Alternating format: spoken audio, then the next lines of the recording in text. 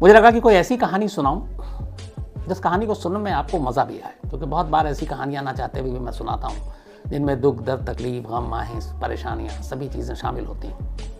और कुछ कहानियां ऐसी होती हैं जिसमें थोड़ा सा मतलब डिफरेंट होता है, लेकिन अच्छा लगता सुनने में। और ये मैं इसलिए कह रहा हूँ कि अभी हाल में एक नेटफ्लिक्स पे सीरीज़ आई थी, द मनी हाइस्ट, पूरी दुनिया में बहुत पॉपुलर।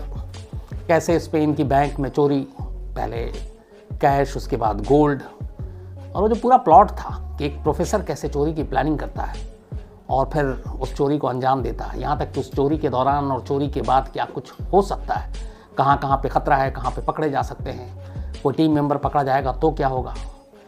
उन सारी चीज़ों की माइनर से माइनर डिटेलिंग प्रोफेसर अपने दिमाग से करता है और सब कुछ पहले से प्लान करता है और फिर एक परफेक्ट चोरी को अंजाम देता है।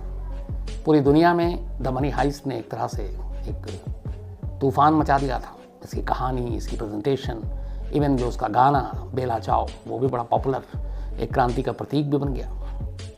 तो इस पूरी मनी हाइस्ट की कहानी के अगर सेंटर में देखें तो प्रोफेसर और प्रोफेसर का दिमाग है कि किसी भी क्राइम को करने के लिए कैसे कैसे प्लानिंग की जाती, क्या कुछ होता है। आज की कहानी कायदे से मनी हाइस्ट जैसी ही कहानी है। इसमें भी एक शख्स है जिसका नाम बॉबी है और जिसके दिमाग की उपज है दुनिया की सबसे बड़ी और दुनिया की सबसे सक्सेसफुल चोरी को अंजाम देने की, और वो भी एक होटल में। और होटल भी कौन सा, कोई ऐसा वैसा नहीं, एक मशहूर होटल जिसके अंदर दुनिया भर के नामचीन हस्तियां आकर ठहरती हूँ, बेहद महंगा। और उस होटल में चोरी करनी है, और चोरी भी ऐसी करनी है जिसको ये भी कहा गया कि शायद ये दुनिया में सबसे ज़्यादा जेंटलमैन एक तरह से थेफ्ट है, जेंटलमैन टाइप से चोरी है। करीब 2.5 घंटे की ये चोरी जिसमें एक भी गोली नहीं चली, किसी को तकलीफ नहीं पहुंचाई गई, खून खराबा नहीं हुआ, और अराउंड $28 मिलियन, $28 मिलियन की चोरी हुई, कैश और ज्वेलरी के शक्ल में। Guinness book of world record में इस चोरी को मेंशन किया गया है, और Guinness book of world record में इस चोरी का नाम इसलिए दर्ज है क्योंकि उनके हिसाब से गिनीज बुक ने जो लिस्टेड किया है as the largest and most successful hotel robbery, ये गिनीज बुक में है। और गिनीज बुक में बाकायदा इस चोरी का जिक्र, तो आप अंदाजा लगा सकते हैं कि ये कैसी चोरी होगी। इस पूरी चोरी की जो कहानी है वो बेहद दिलचस्प है। जिस तरीके से प्लानिंग की गई, जिस तरीके से साजिश रची गई, जिस तरीके से चोर वहाँ से निकलते हैं और चोरी के बाद क्या कुछ होता है, वो भी अपने आप में बेहद इंटरेस्टिंग है। न्यूयॉर्क में एक होटल है, बहुत ही मशहूर, बहुत ही महंगा, बहुत ही आलीशान, जहाँ तमाम बड़े बड़े लोग आकर ठहरते हैं। बहुत ही लग्जरी होटल है, पियारे होटल द पियारे। ये न्यूयॉर्क का एक होटल है और कहानी है 1972 की, और इत्तेफाक से ये कहानी नए साल की शुरुआत की है, 2 जनवरी 1972, यानी नए साल का पहला दिन और उसके ठीक नेक्स्ट डे। ये दुनिया के किसी भी होटल की सबसे बड़ी चोरी की कहानी है। इस चोरी को अंजाम दिया कुल 8 लोगों ने। इनमें जो मैंने आपको बताया कि एक बॉबी जो मास्टरमाइंड, इस चोरी में वो लोग शामिल थे जो पहले से बहुत सारी चोरी कर चुके थे और बड़े बड़े होटलों में उनका रिकॉर्ड था। उन्होंने बहुत कीमती चीज़ें चुराई और उसी के बाद इन्होंने कहा कि एक बड़ा हाथ मारा जाए, एक बड़ी चोरी की जाए, और वो भी ऐसे होटल में जिसके बारे में कोई सोच नहीं सकता, जहाँ की सिक्योरिटी इतनी टाइट हो। होटल द प्यारे जो है वो प्यारे, वो उसी की गिनती में शामिल होता है। अब पहले ये टीम बनाते हैं, 2 लोग पहले उनके दिमाग की उपज, इनमें से 1-2 ऐसे थे जो होटल में काम भी कर चुके थे लेकिन बाद में गलत रास्ते पे चले, चोरी चकारी के रास्ते पे। फिर वो अपने साथ धीरे धीरे अलग अलग जो माहिर लोग हैं उसको टीम में शामिल करते हैं, जैसे लॉकर तोड़ने वाला कौन होगा। 2 किलर को भी अपनी टीम में रखते हैं जो सुपारी किलर थे, कॉन्ट्रैक्ट किलर, ताकि अगर चोरी के दौरान में कोई ऐसा सिचुएशन आए तो उसको कैसे हैंडल करेंगे।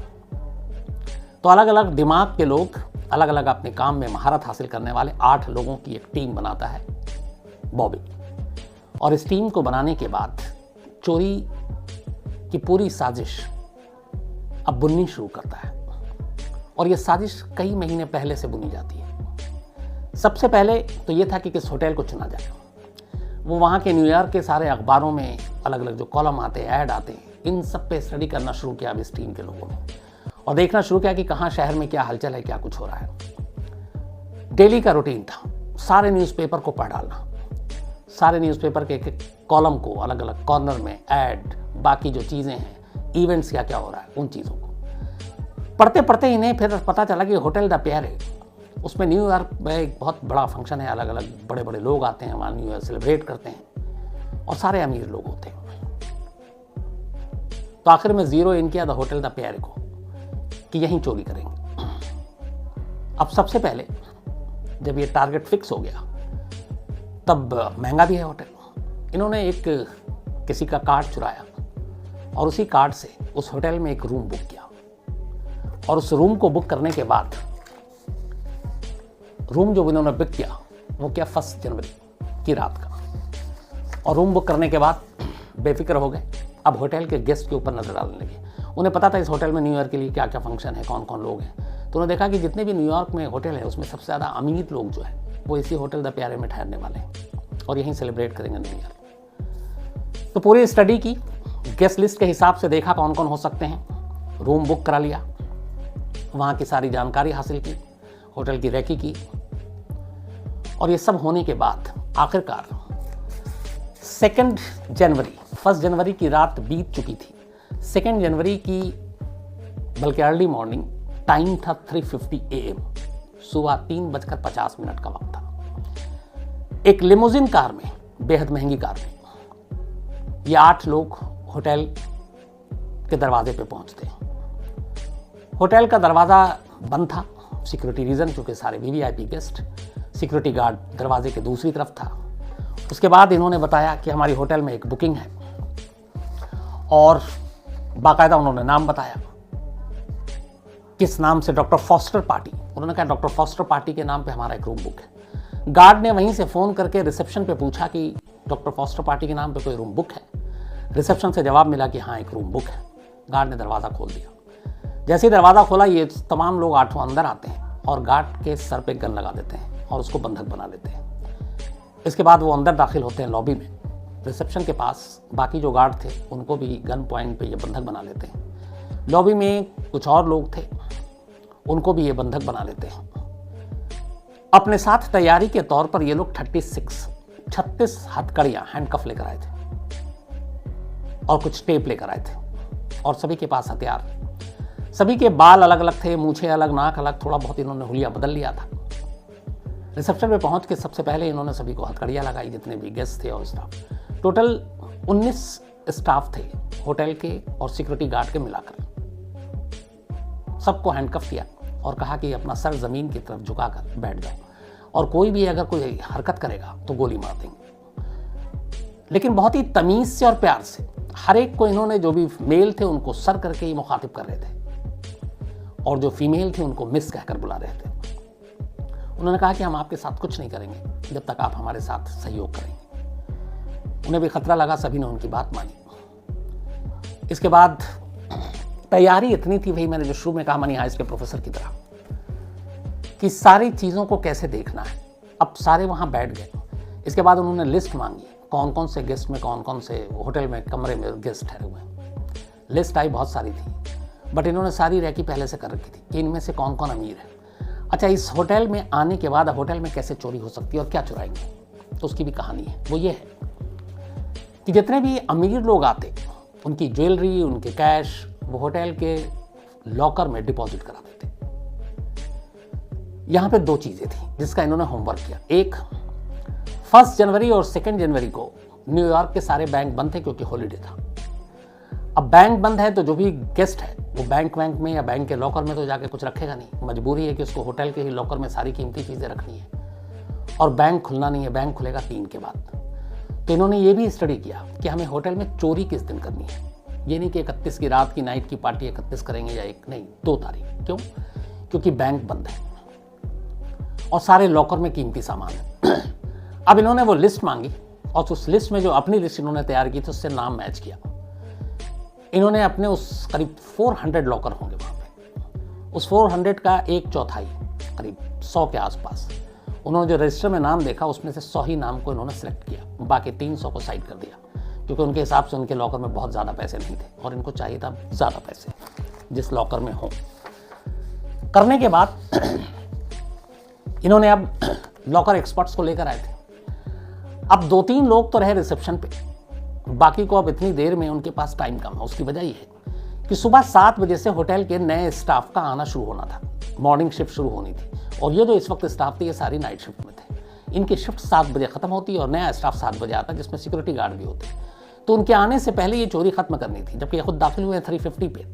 मतलब इनके पास कुल मिलाकर लगभग 3 घंटे के आसपास का वक्त था। अब 3 घंटे में 100 लॉकर भी तोड़ने हैं, क्योंकि लॉकर की चाबी सब गेस्ट के पास है। तो बाकी को भेजा गया कि जाओ लॉकर पे शुरू हो जाओ, जो एक्सपर्ट्स थे जो फटाफट तोड़ेंगे। नंबर रजिस्टर रिसेप्शन से ले ही लिया था लॉकर का। अब प्लानिंग ये भी थी कि जब ये सारे बंधक बनेंगे, जितने लोग आएंगे, और उस दौरान में ये होटल है, तो बहुत सारे लोग फ़ोन भी करते हैं रिसेप्शन पे, मुझे पानी चाहिए, या एसी काम नहीं कर रहा, लाइट ख़राब हो गई है, पिलो चाहिए, बेडशीट बदलनी है, रूम डटी हो गया, किसी क्लीनर को भेजिए, हाउसकीपिंग को वाले को भेजिए। इसकी भी प्लानिंग की थी। इन्होंने कहा जब भी रिसेप्शन पे फ़ोन बजेगा, फ़ोन बजने नहीं देना, फ़ोन उठाना है, और फ़ोन उठाएंगे हमारे अपने आदमी। 8 में से 1 को ट्रेन किया गया था कि तुम रिसेप्शन पे फ़ोन उठाओगे और जैसे होटल वाले बात करते हैं सेम उसी टोन में बात करोगे, जो वो लैंग्वेज यूज़ करते हैं वैसे ही करोगे। अगर वो गुड मॉर्निंग सर या गुड मॉर्निंग मैम करके बात करते हैं तो उसी टोन में बात करोगे।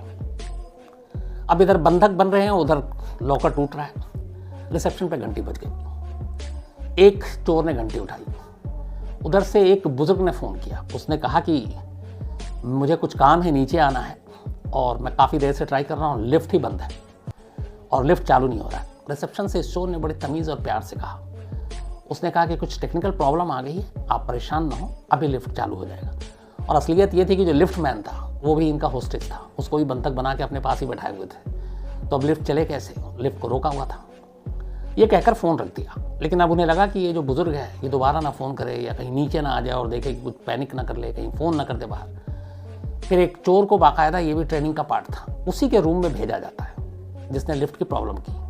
जब वो उस कमरे में गया तो उसने बताया कि लिफ्ट की ये प्रॉब्लम है। अब वो अपनी पत्नी और सास के साथ उस रूम में ठहरा हुआ था। अब उन्हें लगा कि कहीं ये कुछ प्रॉब्लम ना करे। बड़ी इज्जत से उसे बुलाया कि आप आ जाइए नीचे, आपको जाना है, हम लेकर चलते हैं। अब गया था एक को लेने, वहाँ 2 और एक्स्ट्रा मिल गए। तीनों को नीचे लाया। जब वो तीनों नीचे आए तो देखा कि यहाँ तो भैया सब हथकड़ी में बैठे हुए गन पॉइंट पे। अब उनके साथ ये 3 नया बंधक हो गया। अब ये 3 होस्टेज और स्टाफ के अलावा, तो अब 19 और 3 22 हो गए। अब जब उसको नीचे लाया थोड़ी देर के बाद उस बुजुर्ग ने कहा कि मेरे सीने में दर्द हो रहा है। इस दौरान में इन्होंने सारे रजिस्टर चेक किए थे और ये भी ट्रेनिंग का पार्ट था इनकी चोरी का। उसमें से एक ने जो सारे गेस्ट लिस्ट चेक किए, एक डॉक्टर था उसी होटल में। उन्होंने उसको कमरे में एक को भेजा, अपने साथी को बोला कि इमरजेंसी है, आपको नीचे चलना है, एक शख्स है उसके सीने में दर्द हो रहा है। डॉक्टर अपना फर्ज समझ कर नीचे आया।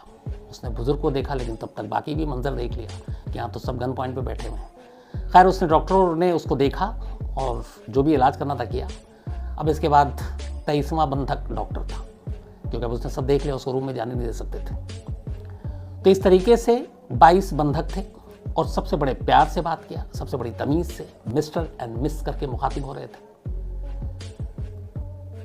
ये सब करने के बाद उधर लॉकर टूटने का सिलसिला जारी था। आखिरकार लॉकर टूटा। लॉकर टूटने के बाद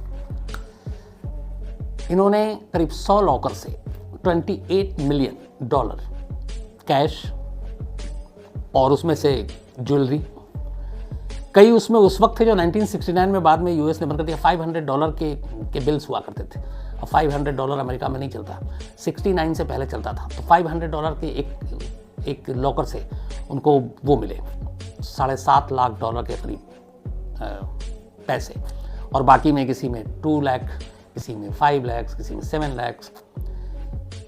एक नेकलेस मिला जिसकी कीमत थी $7.5 लाख। अंदाज़ा लगाइए वो कितना था। ये हैरी विंस्टन डायमंड नेकलेस था ये, और ये थी एक मिस बैरोनेस वॉन लॉन्गेंडॉफ, जिनकी ये नेकलेस थी, बहुत ही कीमती, $7.5 लाख उस टाइम में 1972 में। तो कीमत करोड़ों में है। तो सारे लॉकर साफ किए जो टारगेट पे था। अब सुबह के बज गए 3:30 बजे जब इशारा मिला कि सारा काम हो गया है, सारे चोर फिर से 8 इकट्ठा हुए। इकट्ठा होने के बाद रिसेप्शन पे आए, बड़े प्यार से सबसे बात की और इसके बाद वो जितने होटल के स्टाफ थे जिनको इन्होंने बंधक बनाया था 19, उनमें से सिक्योरिटी गार्ड को छोड़कर जो रिसेप्शन पे थे या हाउसकीपिंग के थे, उन सबको $20 के बिल गिफ्ट दी कि $20 का आप बिल रखिए और पुलिस को आप लोग कुछ नहीं कहेंगे, ना हमारा हुलिया बताएंगे। हालांकि वो हुलिया खुद बदल कर आए थे कि बाद में कई हुआ, लेकिन आप बताएंगे नहीं। और उन्होंने कहा कि फ़ोन मत करना, हालांकि जानता हूँ बाद में तुम करोगे, लेकिन थोड़ी देर बात करना। और ये कहकर बाकायदा गुड मॉर्निंग कहकर हर एक से बहुत प्यार से सारे चोर होटल प्यारा से 28 मिलियन का लूट चोरी का माल लेकर निकल जाते हैं। उनके जाने के बाद 7 बजे इस चोरी की खबर फैलती है, पुलिस तक पहुंचती है। पुलिस तक पहुंचने के बाद अब पुलिस आती है। पुलिस सारे वहाँ के जो नामचीन चोर थे उनके स्केच दिखाती है। अब चूंकि उन लोगों ने अपने नाक, आँख, बाल सब बदल रखा था हुलिया, तो कई बार सारी चीज़ें मिलाई, स्केच बनवाई गई, लेकिन कोई फ़ायदा नहीं, क्योंकि असली चेहरा किसी का था नहीं, तो वो कोई डेटाबेस में भी उनके नहीं निकला। अब इधर अगले दिन से न्यूज़पेपर में ये अमेरिका के इतिहास की सबसे बड़ी होटल की चोरी, वो भी एक नामचीन होटल की चोरी की खबर फ्रंट लाइन पे छपने लगी। पुलिस के ऊपर प्रेशर, अब पुलिस ढूंढ रही है। 28 मिलियन की चोरी का मामला है और चोरी की कहानियाँ बेहतरीन तरीके से लिखी जाने लगी न्यूज़पेपर में कि अब तक की सबसे बड़ी चोरी, सबसे सक्सेसफुल चोरी, जिसमें एक गोली नहीं चली, एक किसी को थप्पड़ नहीं मारा गया, एक खून के कतरा नहीं गिरा, और इतने ज़्यादा सब जेंटलमैन थे चोर कि उन्होंने किसी से बदतमीजी से बात नहीं की, मिस्टर एंड मिस कहकर मुखातिब किया। लेकिन 2.5 घंटे के अंदर 28 मिलियन लेकर निकल गए। पुलिस ढूंढती रही। इसी दौरान में पुलिस के एक मुखबिर से बॉबी के बारे में पता चला, वो कुछ पैसे ही ज़्यादा बांटने लगा था, तो बॉबी को 5 दिन के बाद पुलिस अरेस्ट कर लेती है। बॉबी के बाद एक और नाल्को नाम का शख्स चोर तो जिसमें शामिल था, उसको भी अरेस्ट कर लेती है। इनके पास से कुछ माल बरामद होता है, बाकी नहीं। इन 2 चोरों की गिरफ्तारी के अलावा बाकी किसी की गिरफ्तारी ही नहीं हो पाती है। बाद में वो जो नेकलेस था 7.5 लाख का एक शख्स के पास से बरामद होता है, लेकिन पता चलता है कि वो पुलिस का ही मुखबिर था, वो बेचने के लिए था। दूसरा $500 के बिल्स थे। अब ये बड़े नोट जो है पकड़ में आसानी से आ जाते हैं, कहीं आप कराने जाते तो 2 चोर पकड़े गए, बाकी अभी हाथ नहीं आए। और उन 2 चोरों को अदालत में जब पेश किया गया, उन दोनों को 4-4 साल की सज़ा सुनाई गई टोटल। लेकिन 19 महीने में ही दोनों रिहा हो गए, सिर्फ 19 मंथ, मतलब 1.5 साल ही जेल में काटे। इसके बाद पुलिस कोशिश करती रही, लेकिन 1972 28, 20, 48 से 49 50 साल लगभग हो गए इस केस को। कुल मिलाकर 2.5 मिलियन, मतलब 2.5 मिलियन ही चोरी के माल जो पैसे थे वो बरामद हुए 28 मिलियन में से, 28 मिलियन में से, यानी 25.5 मिलियन की चोरी का माल आज 50 साल के भी बाद बरामद नहीं हुआ है। अब बाकी चोरों का क्या हुआ? इनमें से 2 चोर, उन्हें बाद में ये लगा माल के बंटवारे को लेकर कि हमारे साथ चीटिंग हुई है, तो आपस में लड़े। एक चोर ने 2 चोर को गोली मार दी, 2 की मौत हो गई। बाद में एक को किसी और दूसरे चोरी के केस के दौरान किसी गैंगस्टर ने गोली मार दी। 2 यूरोप चला गया, उसने खूब वहाँ पे सालों बरसों चोरी के माल से ऐश किया।